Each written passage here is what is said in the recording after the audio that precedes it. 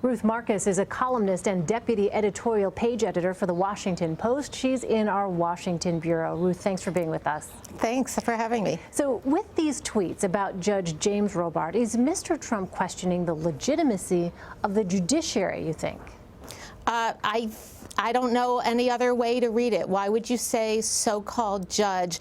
This is a judge who was nominated by George W. Bush, was confirmed by 99-vote majority in the Senate. He is no more a so-called judge from my point of view than Donald Trump is a so-called president. And just to be clear, Donald Trump's the president, Judge Robart's the judge.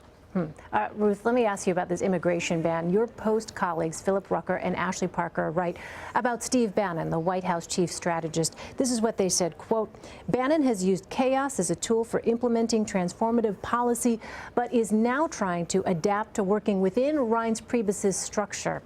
To what extent, Ruth, do you think chaos is succeeding as a policy tool here?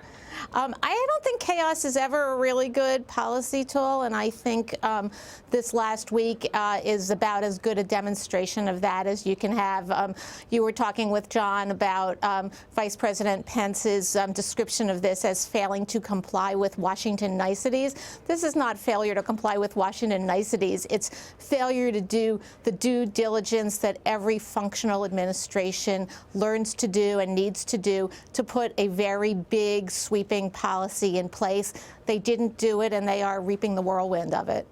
Ruth, I want to put up a new CNN ORC poll on Congress. Republican leaders get 39% approval from Americans. Democratic leaders get only 33%. Now, that's the first time since 2008 where Democrats have been below Republicans on that question. What does that mean going forward? I think that what we're going to see going forward is that both sides, particularly the Democrats, are going to be very attuned not to those raw numbers, but to their base numbers.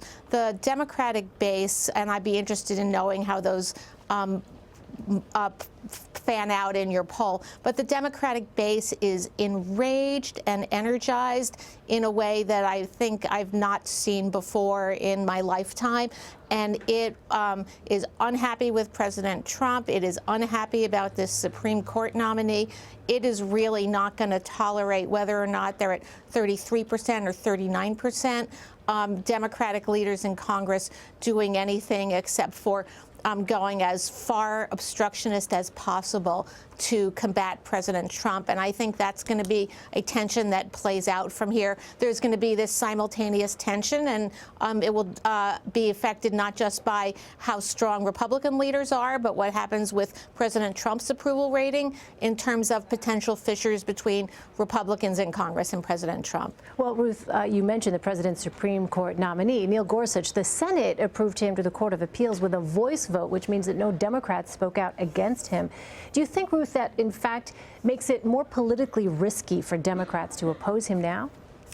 I think that when Democrats think about political risk, they're thinking about who is going to be voting for them in the next election, whether they're going to be subject to some kind of, as Republicans are in their own situations, some kind of challenge from the left. The energy in the Democratic Party right now is on the left. I think you will see a lot of pressure on from the base to Democrats in the Senate to do everything they can to stop this nominee, and that will include the filibuster, which will get us into this conversation about the deployment of the so-called nuclear option to eliminate the filibuster for Supreme Court nominees, as has been done for lower court nominees. Right. A lot to watch. Ruth Marcus, thanks so much for your insight. Thank you. Appreciate it.